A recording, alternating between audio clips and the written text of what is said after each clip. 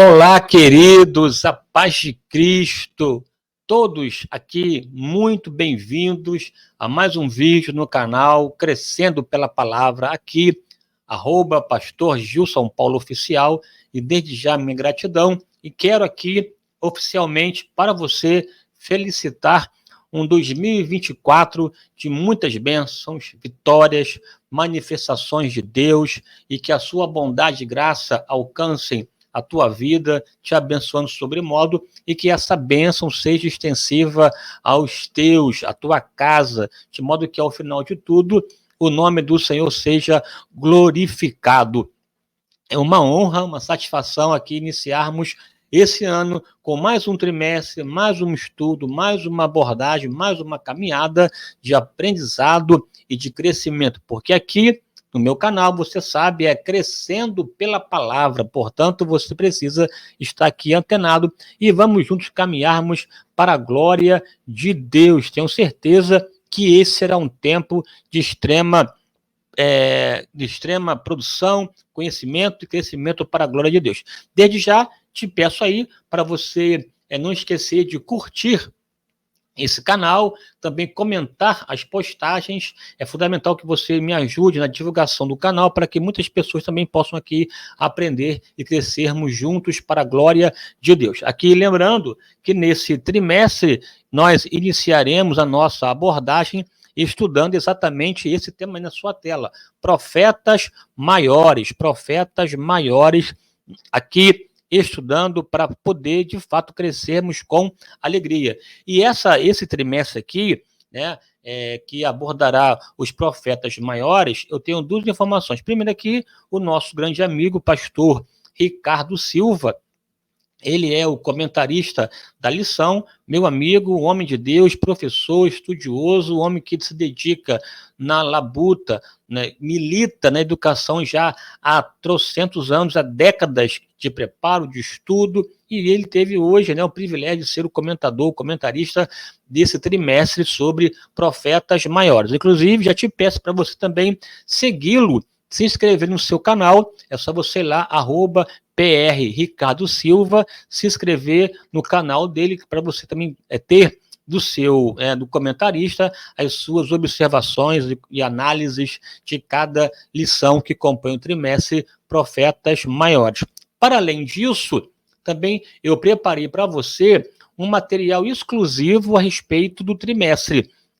Todo trimestre eu começo em parceria com o canal Crente Docente, fazendo uma abertura da revista e oferecendo um panorama, o pano de fundo de cada trimestre para te ajudar, te auxiliar na elaboração, na composição das lições. E eu fiz nesse material exclusivo um comentário sobre os profetas maiores, aí quase 5 horas de comentário que eu fiz a respeito de cada um dos profetas, numa visão panorâmica, é claro, para te ajudar na composição. Além desse comentário que eu fiz, de quase 5 horas de abordagem, também tem nesse contexto, né, análise didática, pedagógica e teológica de cada lição que o professor Edvanir Fernandes fez, das 13, e você terá acesso também, né, a material em PDF, a muitas dicas, e é claro também, você pode até, assim, porque nós postaremos ao longo do trimestre, slides, PowerPoint, que te ajudarão também na sua orientação e preparação da sua aula, ou se você não é professor, mas quer aprender cada vez mais, é importante você acessar esse conteúdo. O link que te leva à plataforma está aqui na descrição desse vídeo. É só clicar na descrição do vídeo, no link, e a plataforma e se inscrever. Há um investimento mínimo para isso, são 6 parcelas de R$ 5,51. Portanto, não tem a ver com dinheiro. Ou você pode fazer de uma única vez, por R$ 29,90. Você terá acesso aí, portanto, a um material exclusivo a respeito sobre os profetas maiores. Não perca tempo, vá lá, se inscreva, abençoe esse canal e também você vai aprender para a glória de Deus no nome precioso do Senhor Jesus. Glória a Deus por isso. Vamos aqui avançando aqui na nossa análise, aqui, observação. Aqui lembrando também né, antes de começarmos a nossa aula propriamente dita, que esse canal aqui, ele vive, é feito para você, é feito para te abençoar, é feito para alcançar a sua vida e, de alguma forma, colaborar com o teu ministério e com a tua vida espiritual. E, portanto, se você sentir no coração de investir e nos apoiar nesse canal, aí segue na sua tela, né, a chave Pix. Esse Pix, né, essa oferta, essa semente, tem dois objetivos diretos, clássico. O primeiro é me possibilitar investir e aprimorar o canal com um equipamento melhor, um microfone adequado, enfim, toda uma estrutura que possa te ajudar, te facultar na entrega do produto final. E, é claro, também se envolve profissionais de arte, designer, uma estrutura que você tem mínima para poder ter um canal funcionando. Portanto, essa semente tem a ver para aprimorar esse canal. Há no coração ainda, nesse ano de 2024, de começarmos a realização dos podcasts que eu faço aqui, enfim, de maneira presencial. Isso implica, é claro, um espaço próprio, material, equipamento próprio, pessoas para tomar conta, auxiliar na gravação, edição, é tudo uma estrutura por trás da construção de um programa, atividades e afins. Portanto, precisamos de parceiros. Se você deseja, no coração, investir no meu ministério, se Deus te levantou para essa função, aí segue aí a chave Pix 21 98477 8523. Por enquanto é pessoa física, mas em breve aqui teremos a nossa pessoa jurídica, CNPJ, avançando, crescendo, aprimorando, aperfeiçoando e, sobretudo, profissionalizando para que você tenha um material de qualidade. A minha oração é que Deus te levante para ser parceiro aqui, nos auxiliando para a glória de Deus. Aqui, repito, a primeira função da oferta é para investir no canal e também a segunda parte é para abençoar minha vida, minha casa, o que é perfeitamente lícito, perfeitamente bíblico. A Bíblia diz que não se pode atar a boca do boi que debulha. Todo obreiro é digno do seu salário. Aqui tem essa ideia de semente, de compartilhar, portanto, é extremamente bíblico, saudável, bíblico, saudável e edificante para ambas as coisas. Sou terra fértil e você vai colher em nome de Jesus. Antes de tratar da lição primeira, aqui, que será quem são os profetas maiores, eu queria chamar a sua atenção para uma atividade que eu realizo no meu canal. Eu sei que você de repente, já assistiu, já participou, ou de repente você não teve ainda contato. Eu tenho um programa aqui no canal Crescendo pela Palavra, chamado Podcast da Palavra, Nesse canal Podcast da Palavra, eu sento com os meus amigos, converso com eles para tratar de assuntos teológicos, de assuntos bíblicos, né? E também de atualidade. Eu realizo esse podcast aos sábados, são, na verdade, 2 sábados por mês. A cada 15 dias eu faço um podcast da palavra. Já tem aqui no meu canal disponível aí na seção ao vivo. É só você clicar no ao vivo. Tem lá 4 episódios que já fizemos. O primeiro foi sobre a Reforma Protestante, o seu legado, um podcast de primeiríssima linha com o pastor Douglas do Carmo, pastor Alessandro Cassiano, foi show, top. O segundo que eu realizei foi sobre a excelência da Bíblia com o pastor Israel Trota, o pastor Natan Fernandes, foi de uma riqueza extraordinária. O terceiro eu fiz sobre igreja, coluna e firmeza da verdade, com o pastor Gilton Ângelo e o pastor Ronald Gustavo. E o último que eu realizei no passado, em dezembro, no dia 20 de dezembro, foi sobre o real valor do Natal. Pastor Ronaldo de Jesus e o pastor Gesiel Cruz. Foi uma conversa edificante, poderosa e tudo mais. Está disponível para você assistir de maneira gratuita. É só você se inscrever no canal, aí tá, e acessar e clicar e se deliciar com esse conteúdo riquíssimo. E agora, no próximo dia 20 de janeiro, retomaremos o nosso podcast da palavra. E nesse dia 20 de janeiro, o tema será Anjos e Demônios. Anjos e Demônios. Será uma conversa teológica, bíblica, forte, poderosa, rica. Você não pode perder. Dia 20 de janeiro, anote aí, dia 20 de janeiro, às 10 da manhã, aqui ao vivaço no meu canal no YouTube. Eu, o pastor Edivanei Fernandes, que é o responsável pelo cliente docente, e o pastor Erivelton Nunes, duas referências. O pastor Erivelton é mestre, professor, um homem teólogo, conhecedor de hebraico, o camarada é outro nível, né? Prateleira de cima, uma referência. Ele é pastor auxiliar lá na ADVEC, na Assembleia de Deus Vitória em Cristo de São Paulo, na Moca. O pastor Edivanei Fernandes também é pastor, formado em Direito, é advogado, teólogo. Ele é pastor auxiliar também na ADVEC, sede Penha, no Rio de Janeiro. Uma de São Paulo, outro de Rio de Janeiro, aqui comigo, sentando para bater papo, conversar sobre anjos e demônios, portanto, não perca. Outra notícia interessante, né? Veja bem aqui, são muitas informações para começar aqui a aula, né? Tem o podcast, será sábado, dia 20, mas também a partir de março, tá? A programação é março, porque, para começar um programa, tem que preparar, elaborar, dá trabalho, não é fácil não, tá? Estudar o assunto, enfim, para começar o programa, já com toda a pauta definida, as pessoas e tal, enfim, cada evento aqui no YouTube é uma operação anterior que demanda tempo, investimento e disponibilidade. Portanto, tem que ser feito de excelência. A partir de março, eu começarei aqui a fazer um programa chamado Examinando as Escrituras com o pastor Gilson. Examinando as Escrituras. Nesses programas, que serão, na verdade, temporadas, analisaremos um livro, capítulo por capítulo, uma exposição de cada livro da Bíblia. Eu vou começar aqui com você sobre a Epístola de Paulo aos Romanos, a partir de março. Ainda estou aqui definindo aqui o dia, o horário, enfim, mas será mais uma ação aqui do meu canal Crescendo pela Palavra. Então você fique atento aí, se inscreva, compartilhe, vamos juntos em nome de Jesus. Maravilha? Então aqui, a começar a nossa lição de hoje, chamada, Os Profetas Maiores.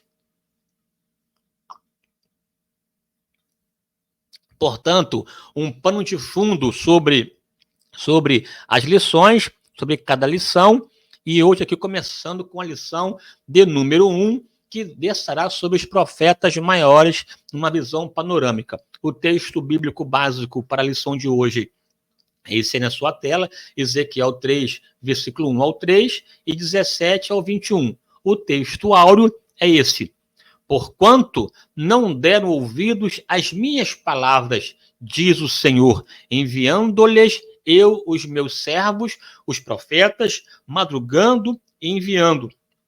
Mas vos não escutastes, diz o Senhor. Aqui o papel do profeta Jeremias, esse papel interessante, de exercer o ministério profético, pregando para um povo obstinado, de dura cerviz, que não queria ouvir a voz do Senhor, mas cabe ao profeta profetizar a despeito da conduta, do comportamento, da recepção, do receptor. O papel do profeta é ser um mediador, um porta-voz. Quem é o dono da mensagem e dos seus efeitos é quem lhe dirige, portanto, o transmissor, que no caso Deus. Cabe ao profeta fazer o seu papel. E aqui veremos isso aqui de modo aqui bíblico. Para essa lição aqui de hoje, abrindo aí o trimestre de 2024, tem as seguintes ideias: identificar os profetas maiores, conhecer o contexto histórico dos profetas maiores, importante, e entender a importância do ministério profético e sua implicação aos dias de hoje. Então, portanto, aqui, essa primeira lição é uma lição panorâmica, citando os profetas, o contexto de cada um. Até entendo que seria melhor fazermos isso a cada lição, porque você vai ver que tem blocos de lições referentes a cada profeta, 2 ou 3 para Isaías, Jeremias, Ezequiel, Daniel, e ao final de tudo, essa construção dos 5 profetas, dos 4 profetas, além do livro de Lamentações. Então aqui eu vou fazer um panorama resumido, e à medida que entraremos nas lições pertinentes a cada profeta, eu vou avançar sobre a pessoa do profeta em si. Por exemplo, a lição 2, a segunda lição, é sobre o profeta Isaías. Então lá eu vou comentar com mais detalhes sobre a vida do profeta Isaías. De repente até com 2 vídeos sobre lição 2, um sobre o profeta Isaías e outro vídeo sobre a lição em si, né? Porque não vai dar para falar tudo em uma hora só. Vamos lá, aqui, então, avançar aqui, né?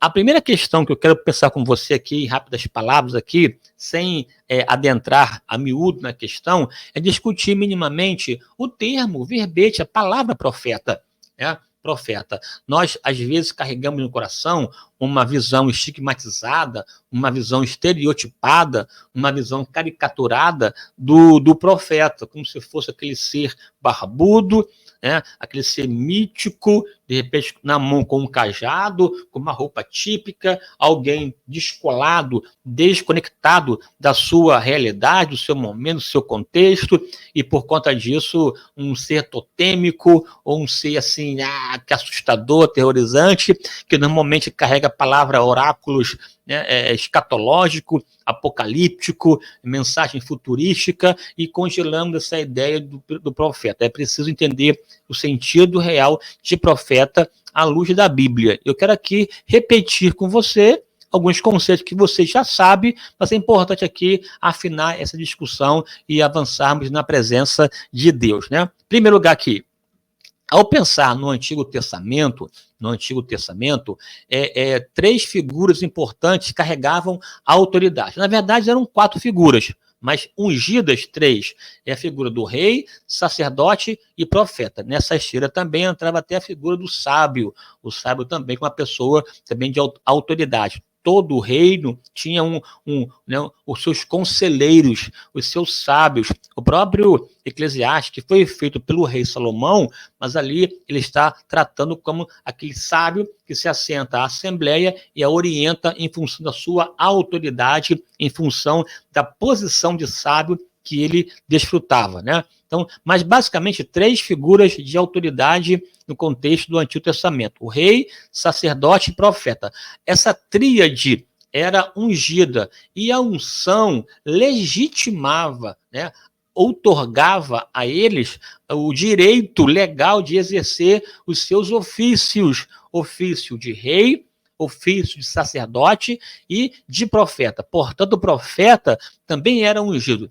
Não falei mal do mesmo ungido, também se aplica ao profeta, tá bom? Porque era uma pessoa ungida. E essa unção retrata, inclusive, né, esse rito no qual se liberava poder do Espírito Santo, capacitando, habilitando, legalizando, autorizando a pessoa a exercer seu ministério, o seu ofício, seja profeta, sacerdote ou rei, cada um na sua função. Aqui, é claro, seria até importante fazer uma distinção da função de cada um, mas não seria a proposta para essa aula agora. Se você quer, inclusive, saber a distinção entre rei, sacerdote e profeta, põe aqui embaixo aqui, pastor, comente mais sobre a distinção entre as 3 funções, rei, sacerdote e profeta. Porque Jesus, inclusive, é chamado o Cristo, o ungido. Qual é a ideia do ungido na pessoa de Jesus? Tem a ver com o seu ministério de rei, sacerdote, profeta? Qual é a relação disso com o aspecto do Messias, que é o ungido, né? Esse Machia, esse Cristo que se manifestou entre nós? É uma questão que vai longe, eu vou aqui cortar porque não é a ideia. Pensando aqui no profeta, o que seria um profeta? Profeta, em linhas gerais, esse profetés, esse mensageiro. Pensou em profeta, pensou em mensageiro. É o profetés no grego, ou esse malak, ou malak no hebraico. Malak é o mensageiro, é aquele que leva a mensagem. É o carteiro, é o portador, é o porta-voz. E tanto que a palavra profeta, quer dizer, diante de, tem proeminente, professor, profeta, proferir, tem a ver com ocupar a posição adiante de e falar. E se falar, aí se dizer, é o verbo feme, no grego, que tem a ver com dizer. Portanto, profeta é falar diante, é falar à frente, é o porta-voz, é aquele que porta, que conduz a voz, é o mensageiro, que também tem a ver até inclusive com o termo anjo, enquanto um também porta-voz, enquanto um mensageiro. Esse porta-voz, Veja, pode ser um jovem, pode ser um velho, pode ser um gordo, um magro, um rico, um pobre, um simples, um erudito. É o porta-voz, ponto. É aquele que fala em nome de outrem. Tanto que no Antigo Testamento você tem profeta de Deus e profeta de Baal, o profeta de Azerá, o profeta da Mesopotâmia, os profetas falsos ou os falsos profetas, alguém que fala em nome de outrem. Então, é importante pensar nos profetas de Deus, os profetas bíblicos, profetas esses literários ou não literários, literário que escreveu Bíblia, como Amós, Joel, Obadias, Isaías, Jeremias, ou profetas não literários, que não escreveram nada, como, por exemplo, Eliseu, o próprio profeta Elias, a profetisa Ulda, e por aí vai, né? Profetas que foram profetas, porém que não escreveram, não literários, e profetas que escreveram, né? Produziram textos, como no caso aqui, os profetas canônicos, também chamados de profetas literários. Esse profeta, ele também recebe outros títulos, que tem a ver com as suas funções também, que aí tem a ver com o termo roé e rosé. Roé e rosé, há uma distinção pequena entre eles, mas basicamente tem a ver com o vidente. Vidente é aquele que vê, é aquele que tem visões. Então, já percebe também que na ideia do profeta, é um profeta que tem um contato com o divino, e esse contato com o divino possibilita uma percepção diferenciada e um canal de comunicação com o divino, e passa a ser um porta-voz. Tanto que na cultura grega, o próprio Deus fazia mediação entre o Deus principal, que seria Zeus, com os meros mortais, era a divindade Hermes. Né? Hermes era o tradutor, né? É o porta-voz, é alguém que seria a tradução do oráculo divino para os homens, para os imortais. Daí a ideia de hermenêutica, enquanto uma ação também interpretativa de tradução, de compreensão, de entendimento, tornando o que era hermético, complexo, difícil, palatável, acessível e compreensível. A função da hermenêutica tem isso também, que é aqui uma relação, uma referência a Hermes, que era um deus também mediador. Então, esse Rosé é o vidente, porque o profeta também tem esse aspecto também do transcendental, do divino, que recebe oráculos do divino e entrega aos homens. Tanto que a Bíblia também chama esse profeta de homem de Deus, porque é um homem de Deus, porque tem contato, comunhão, conversa, dialoga, se relaciona, entrega a mensagem dele, portanto a ele pertence, é um homem de Deus, e esse homem de Deus também tem visões de Deus e, portanto, tem mensagem do céu para nós. Não é à toa que na Bíblia Sagrada você encontra, às vezes, esse homem de Deus sendo chamado genericamente de vidente. Um vidente, né? Bem, é vidente que vê as coisas de Deus. Também tem vidente que não vê as coisas de Deus, vê outras coisas, tá bom? Vamos aqui avançar. Veja aqui o que a Bíblia diz em relação ao vidente. 1 Crônicas, capítulo 29, versículo 29. Os atos, pois, do rei Davi, assim os primeiros como os últimos, eis que estão escritos nas crônicas de Samuel, o vidente, e nas crônicas do profeta Natã, e nas crônicas de Gade, o vidente. Tanto aqui Samuel, chamado o vidente, como também Gade, chamado o vidente, né? Porque é aquele que vê. Portanto, aqui, essa ideia do vidente profeta tem olhos abertos para o sobrenatural. Aqui no Antigo Testamento, veremos aqui mais à frente, que a função dele é uma função não de ministério, mas de ofício. Então, aqui logo de cara para fechar esse pacote do profeta. Profeta não é preditor de eventos futuros. Vou repetir, profeta não é necessariamente preditor do futuro, mas sim um porta-voz de Deus para os seus contemporâneos. É importante você relacionar o profeta aos seus contemporâneos, ao seu tempo, ao seu momento. Quando eu pego e digo que o profeta é somente um porta-voz e um vidente e aquele que fala do futuro, eu o desloco do seu tempo e do seu momento. Aí é um problemão, viu? Você tem que entender e compreender que profeta ele tem uma relação, um compromisso com o seu tempo, com a sua era, com a sua geração, com a sua contemporaneidade, portanto, uma interação, uma intervenção no seu tempo, portanto, no lá e então, né, que tem a ver com o seu aspecto de intervenção histórica, geográfica, local, datável, localizável e por aí vai. Né? Profecia não é, de forma necessária, uma predição do futuro. O futuro não era o alvo principal do profeta. Porém, é claro que o futuro faz parte também da sua abordagem. Ele, o profeta, falava do passado, do presente e também do futuro, e não somente do futuro, porque a função dele era entregar a mensagem, e a mensagem tem a ver com o que o mensageiro, com o que o transmissor deseja. A mensagem tem a ver com o que Deus queria, e não com o que o profeta desejava. Portanto, pode ser um cunho do passado, presente ou futuro, tá bom? As 3 marcas básicas do profeta. Quando eu digo aqui profeta, veja bem, ó, ofício é diferente de ministério. Ministério é diferente de dom de profecia. Falou em profeta, 3 coisas tem que vir à mente. O profeta, enquanto dom ministerial, enquanto dom espiritual, na verdade, é até um equívoco chamar a pessoa de profeta. Ele é profeta, porque Deus o usa nos dons espirituais. Não, ele é uma pessoa. Ele é um irmão. Ele pode ser pastor, pode ser professor, pode ter um ministério, é um ministério da palavra, enquanto um apóstolo, enquanto um pastor, enquanto um evangelista, enquanto um mestre, ministério. Porque o dom de profecia, na verdade, é uma manifestação do Espírito, que dá a cada um segundo o que lhe apraz, segundo o seu propósito, visando edificar, consolar e exortar. Né? E, inclusive, uma pessoa pode ser usada no dom de profecia uma única vez na vida e nunca mais ser usada. Ou pode ser usada durante décadas. Quem sabe define isso aí é o Espírito Santo, de acordo com a sua vontade.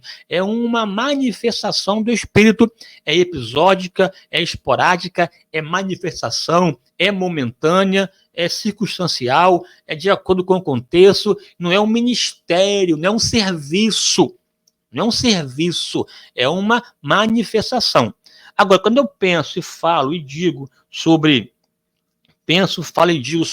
ministério profético, aí é uma outra coisa. O ministério profético está ligado aos 5 ministérios de Efésios 4:11.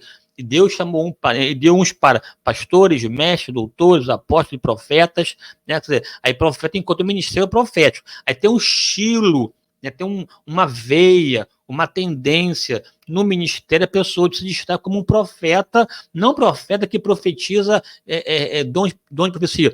A palavra dele, a pregação dele é uma pregação profética. É uma questão que elucida um problema, traz à tona uma situação que ninguém está vendo. Na fala dele carrega autoridade profética diferente de uma exposição bíblica qualquer. Um professor, por exemplo, eu sou professor. Você percebe que o meu estilo é um estilo de professor, porque o meu ministério, eu fui chamado para realizar o ministério da palavra com essa ênfase de professor. Há aqui no meu canal, um vídeo que eu trato a miúdo sobre os ministérios de Efésios 4:11. Tá? Eu lá explico o pastor, professor, o mestre, o apóstolo, o profeta, que é um ministério. O ministério é um serviço. Se é serviço, pode até deixar de fazer. Até pode deixar de entregar. Se a pessoa não quiser mais servir, não vai servir mais e ponto final. Né? Vai pagar o preço por não servir. Vai enterrar um talento que Deus deu. Né? Mas é um serviço. Diferente do Antigo Testamento, que lá não era nem dom de profecia, não era ministério, era sim ofício. Ofício profético. Enquanto ofício servia, mas enquanto ofício era uma profissão de verdade. A pessoa entrava, inclusive, depois que se fundamentou, se estruturou, sobretudo nos dias do profeta Samuel, criou-se até escolas de profeta. A pessoa aprendia o ofício, fazia parte de uma guilda de profetas, né? De uma categoria de profeta e vivia disso. Então a pessoa poderia entrar para ser profeta e às vezes nem tinha nem o feeling. É como uma pessoa que se torna mecânico, mas sem gostar da profissão, sem ter afinidade, até aprende, né, os requisitos, até aprende a ética que norteia a função, mas não é um profeta ou um mecânico de excelência. Já quem tem a chamada, a afinidade, levantado por Deus, quando passa pela escola, ele acaba de fato aprendendo a profissão do ponto de vista estrutural, mas tem a percepção canal diferenciada, que no caso mais ainda, porque tem a ver com ser um porta-voz de Deus, mas era um ofício. A pessoa não deixava de ser profeta. Até às vezes tinha uma vida torta, mas era profeta de ofício. Agora, o diferencial da profecia ou do ofício estava ligada à chamada, ao alinhamento com Deus, com a sua palavra, com a sua vontade, porque às vezes era um profeta que não tinha palavra, profeta sem mensagem, que até corria. É só ver a história lá de Aimaas, até corria, né? Mas ao chegar lá e só vê alvoroço, não tem mensagem. Profeta sem mensagem, profeta que se deixa de repente ficar velho, se torna profeta, mas um profeta velho, que velho como ultrapassado, que perdeu o feeling, que perdeu a sensibilidade com Deus e com a sua palavra. Mas profeta era um ofício e que, portanto, vivia disso, né, destinava a sua caminhada nesse sentido, mas nem sempre tinha um sobressalto. Você tem profeta, inclusive, que, como o profeta Geazi, muito preso à questão financeira, né, e, portanto, comprometeu o seu ofício profético. Né. Nesse ofício profético, alguns até passavam pela escola e se aprimoravam. Mas Deus, como levanta profeta para viver disso, até fazia a despeito do caminho normal. É o caso do próprio Amós, que não era profeta, não tinha passado uma escola de profeta, não tinha uma descendência, uma ascendência profeta, né? Não era profeta, nem filho de profeta, mas o Senhor me tirou para o gado e me mandou a pregar, a profetizar em Israel. E assim ele fez, saiu de Tecoa, no contexto do sul, para pregar no norte, e foi confrontado e por aí vai, né? Então, aqui uma rápida palavra sobre distinção entre profeta, dom e ministério, né, e ofício. Você pega, por exemplo, Filipe, Atos, que fala sobre ele, Filipe, que era um diácono que pregou em Samaria e depois tinha, né, se transformou num evangelista e tinha filha que profetizavam, as filhas dele, que não eram profetas, que profetizavam, que eram usadas no tom de profecia, e lá chegou um profeta Ágapo, que entregou mensagem a respeito de Paulo e por aí vai. Só depois se ele lá em Atos e avançar na compreensão. Basicamente, o ofício profético, aí se aplica aqui Isaías, Jeremias, Ezequiel, Daniel nem tanto. Daniel é uma outra categoria que eu vou explicar para você sobre essa ideia do Daniel profeta. Enfim, normal. A ênfase era essa aqui. 3 marcas importantes do papel do profeta. Primeiro, era denunciar. Segundo, era chamar o arrependimento. E terceiro, era a ideia da restauração. 3 tons. Denúncia, arrependimento e restauração. Na denúncia, a denúncia que o profeta fazia porque Deus dava a palavra, ou fazia porque observava o desvio, observava o afastamento, a apostasia, a partir da referência que era a palavra, olhava a palavra racionalmente, olhava a palavra, fugiu, está pecando, está fora, assim diz o Senhor. Ou, de repente, vinha a palavra de fato que Deus mandava falar, direcionar, mas tudo com base na palavra. E tinha a ver, normalmente, em tempo hostil, em tempo contrário. Em tempo contrário, em tempo de adversidade, Deus levantava profetas. Então, tinha a ver com denúncia. Identificar a situação do povo em relação à lei do Senhor. Bênção ou maldição. Obedeceu? Bênção. Está desobedecendo? Maldição. Veja aqui o que o texto diz lá em Oséias. Ouve a palavra do Senhor, vós, filhos de Israel, porque o Senhor tem uma contenda contra vós, com os habitantes da terra, porque não há entre vocês, o povo, verdade, nem benignidade, nem conhecimento de Deus na terra, só prevalecem. Veja aqui, ó, o perjurar, o mentir, o matar, o furtar, o adulterar, e há homicídios sobre homicídios. E aqui o profeta citou exatamente quebras do decálogo: furtar, mentir, matar, perjurar, adulterar, homicídios. Ele está usando enquanto base de interação o decálogo, a lei do Senhor, e, portanto, uma denúncia do comportamento aleivoso, comportamento esdrúxulo, pecaminoso, apóstata do povo de Israel nos dias do profeta Oséias, tá bom? Aqui, chamada ao arrependimento. Tá ruim, apostatou, idolatria, pecado, adultério. Vamos botar a casa em ordem e voltar para Deus, porque se voltarmos para Deus, Ele vai nos restaurar. Se não voltarmos, nós sofreremos as sanções segundo a lei do Senhor. Chamada ao arrependimento, mudança de rumo.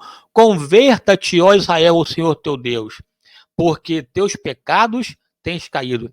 Tomai convosco palavras e convertei-vos ao Senhor. Dizei-lhe: expulsa toda iniquidade, recebe o bem, e daremos como bezerros os sacrifícios dos nossos lábios. Oséias 14, versículo 1 e 2.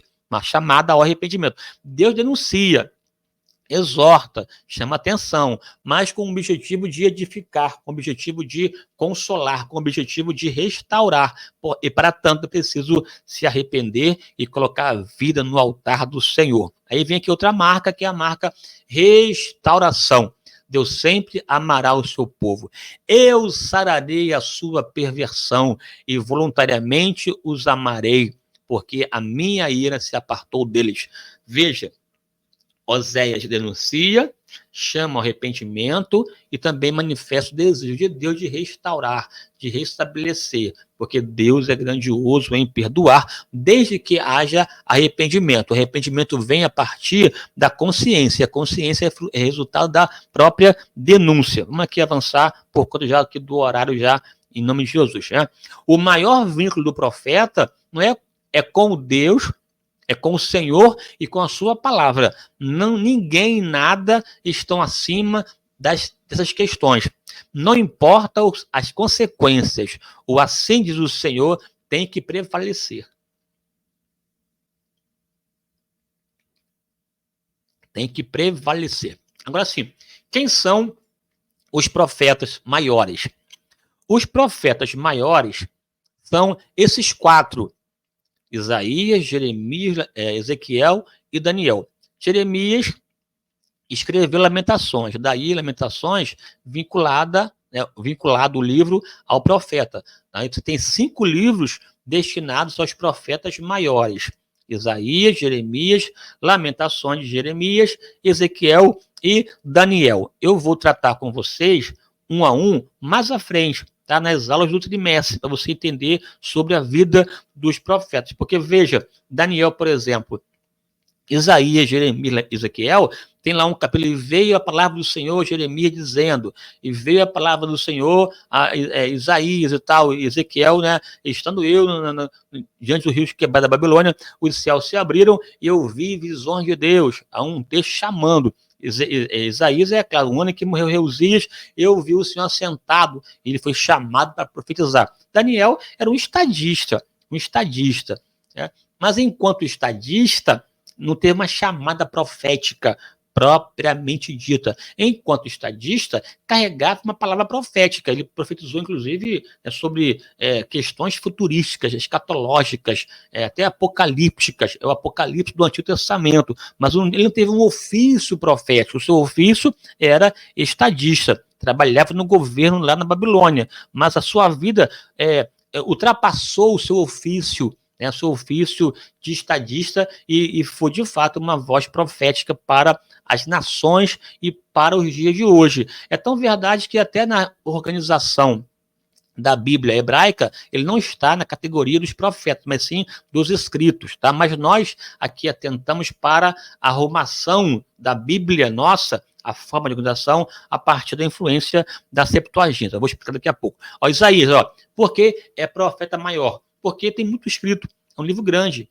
diferente de Naum, diferente de o próprio Jonas, com 4 capítulos pequenos, diferente dos profetas menores, dos 12, que tem um conteúdo pequeno em relação aos maiores. Daí, essa nomenclatura que usamos, especialmente a partir de Agostinho de Hipona, essa ideia de profetas maiores, em referência a Isaías, Jeremias, Daniel e Ezequiel, e profetas menores em relação aos 12, de Oséias até Malaquias, tá bom? É somente em relação ao conteúdo. Veja, Isaías tem 6 livros, capítulos. Jeremias 52, Ezequiel 48, Daniel 12, e são capítulos relativamente grandes, né? Veja ali a quantidade de versículos que cada um deles tem. Isaías 1292, Jeremias 1364, então são Ezequiel 1273, são livros grandes com conteúdo vasto, inclusive esse é um desafio para o trimestre atual em tratar de cada um deles porque são livros grandes, tá bom? Vamos lá. Aqui está aqui na sua tela aqui, sem entrar aqui a miúdo, essa arrumação da Bíblia do Antigo Testamento na estrutura hebraica. Né? Quando eu falo assim, Bíblia do Antigo Testamento na estrutura hebraica, porque é o mesmo conteúdo do nosso Antigo Testamento, só que a arrumação, a organização é diferente. A organização da Bíblia hebraica é diferente da Bíblia que nós utilizamos, porque nós seguimos muita influência de uma versão grega chamada Septuaginta, que organizou os livros de uma outra forma. Já a Bíblia hebraica organizou o livro em 3 colunas: a lei, os profetas e os escritos, que é o Torá, Nevim e Ketuvim. A lei, profeta e escritos. Nos escritos, está lá, ó, tem, né, os livros poéticos: Salmo, Provérbios, Jó, Cantares, Ruth, Lamentações, Esther, Eclesiastes. São livros aqui ligados aos livros, né, aos escritos. E tem lá os livros históricos: Daniel, Esdras, Neemias e Crônicas. Né? São livros que têm a ver com os profetas, ó, profetas Josué, Juízes, Samuel, Reis, Isaías, Jeremias, Ezequiel e os 12, um livro só, os 12. Né? É a forma de organizar. Já a nossa, não. A nossa tem uma organização diferente, que tem a ver com o Pentateuco, os 5, os livros históricos, os 12, os livros poéticos, os 5, e os livros proféticos, os 17, dando ao todo 39. Os proféticos, profetas maiores, os 5, e profetas menores, os 12. É uma forma de organização. Daniel está no pacote dos profetas maiores em relação à organização a partir de referência e tal. Tem aqui, inclusive, aqui no meu canal, um vídeo que eu trato sobre né, o que é Bíblia, quem é a Bíblia, né? Sobre a Bíblia. Então eu explico ali um pouco sobre essa questão da divisão, os critérios utilizados para poder dividir a Bíblia e tudo mais, tá? Então, aqui para nós, grosso modo, profetas maiores tem a ver com esses 5 livros: Isaías, Jeremias, Lamentações de Jeremias, Ezequiel e Daniel, tá? Épocas em que eles foram escritos. Aqui que eu digo aqui, ó, esse conteúdo aqui é extenso, é vasto. Somente nessa tela aqui eu daria aqui 1 hora de aula sem problema algum. Portanto, eu vou diluir esse conteúdo ao longo do trimestre. Para cada bloco de livros, eu vou tratar com você do conteúdo histórico do profeta. Se preciso for, farei 2 vídeos para cada aula, para te dar uma sobre o profeta em si e outra sobre a aula em questão. Maravilha? Aqui, ó, Isaías. Foi um livro pré-exílio. Aqui, exílio aqui tem a ver com o exílio da Babilônia, porque Isaías, ele pregou para Judá. Aqui tem, sabe, para que lugar, né? Judá e Israel. Você sabe que o reino de Israel é um reino unido até a vida de Saul, Davi e Salomão. Salomão morreu, o seu filho Reoboão assume e divide o reino. Ao dividir o reino, fica a parte norte e a parte sul. A parte norte, chamada Israel. A parte sul, chamada Judá.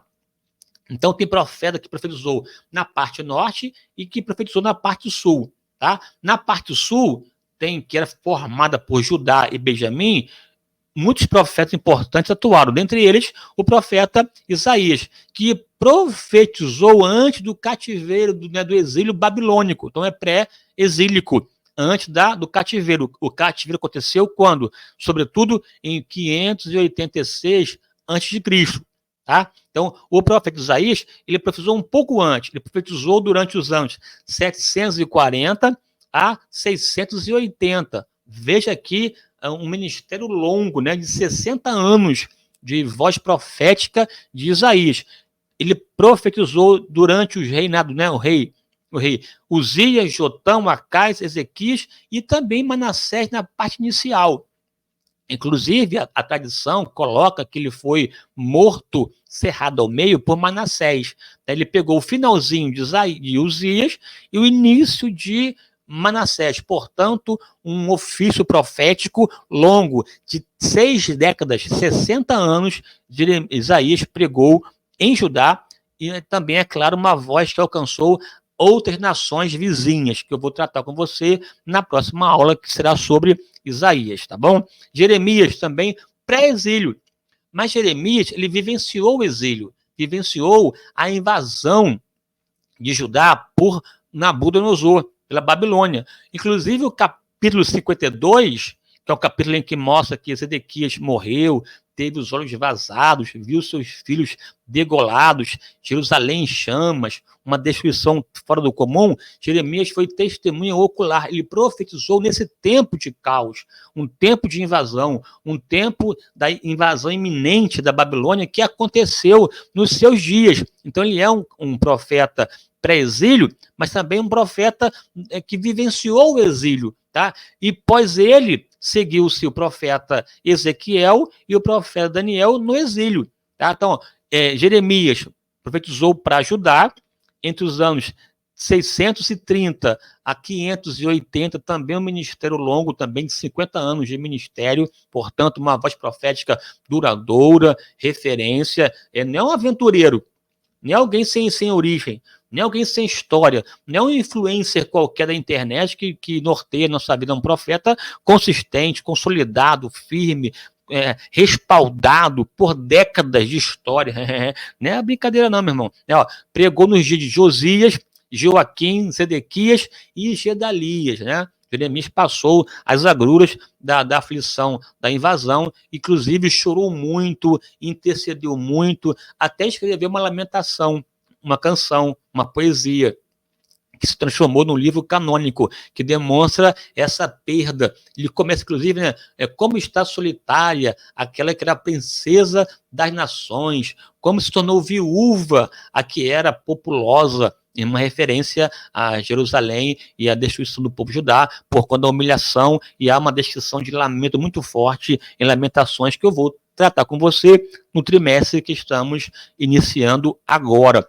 Ezequiel, ele é resultado da invasão, ele foi levado jovem para a Babilônia, na segunda leva. Aqui eu vou te explicar para você que Babilônia entrou 3 vezes, né? Em 606, depois em 597 e depois em 586, levando a turma toda. Na primeira leva, levou Daniel. Na segunda invasão, levou 10 mil judeus, dentre os quais Ezequiel, que foi para lá, ficou entre o povo, né, junto ao rio Quebar da Babilônia. E lá os céus se abriram para ele, ele teve visões de Deus aos 30 anos de idade. Foi esse Ezequiel que escreveu Ezequiel 37, o Vale dos Ossos Secos, que era uma forma de retratar a situação econômica, política e social do povo de Israel, do povo de Deus, totalmente destruída, mas Deus prometeu que iria abrir os sepulcros e restaurar o seu povo.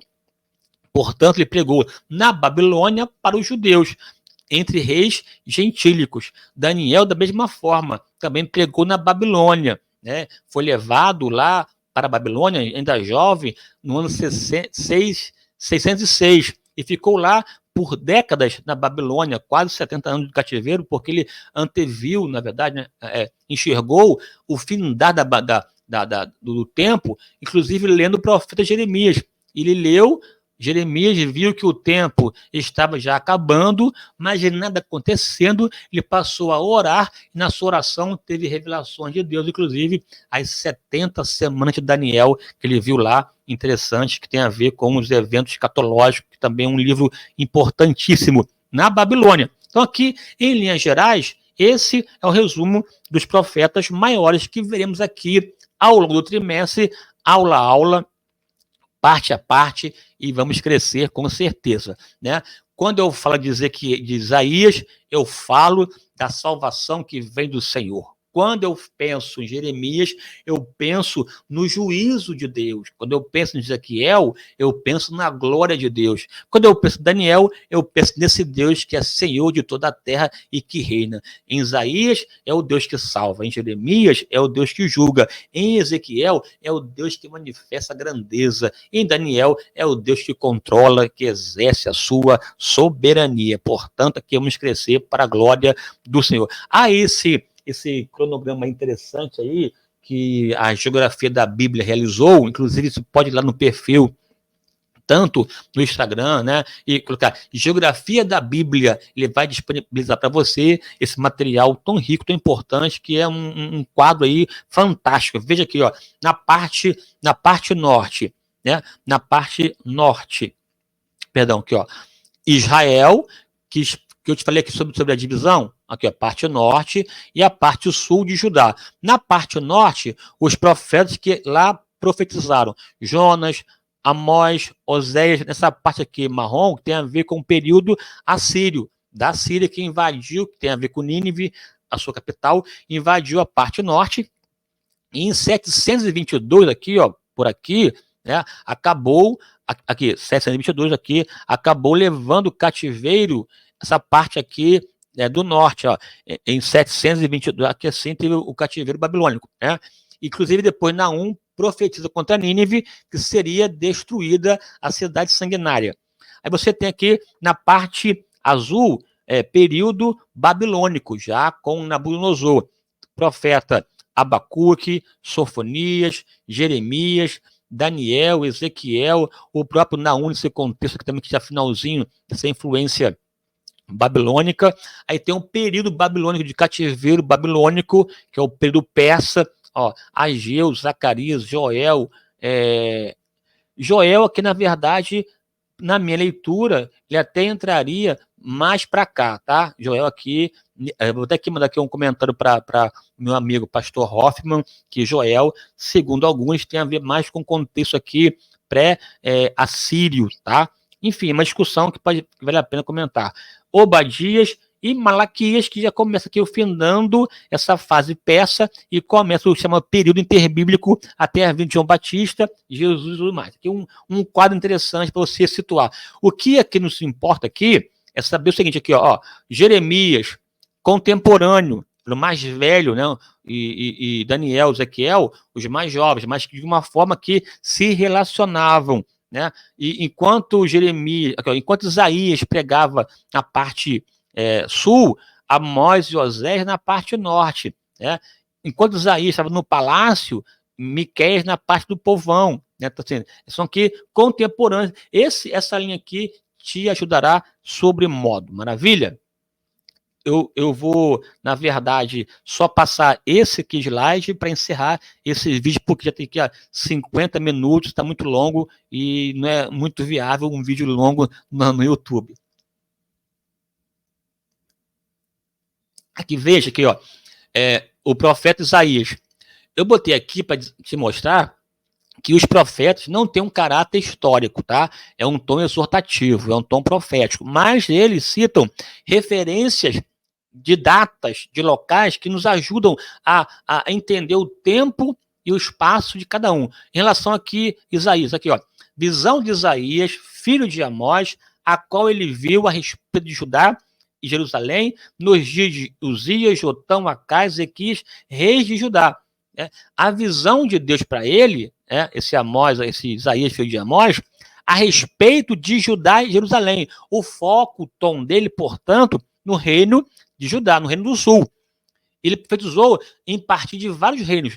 Uzias, Jotão, Acais, Ezequias. Uzias começou a reinar em 792. Porém, no ano em que ele morreu, Isaías foi chamado. Então, ele começou a profetizar no final do reinado de Uzias.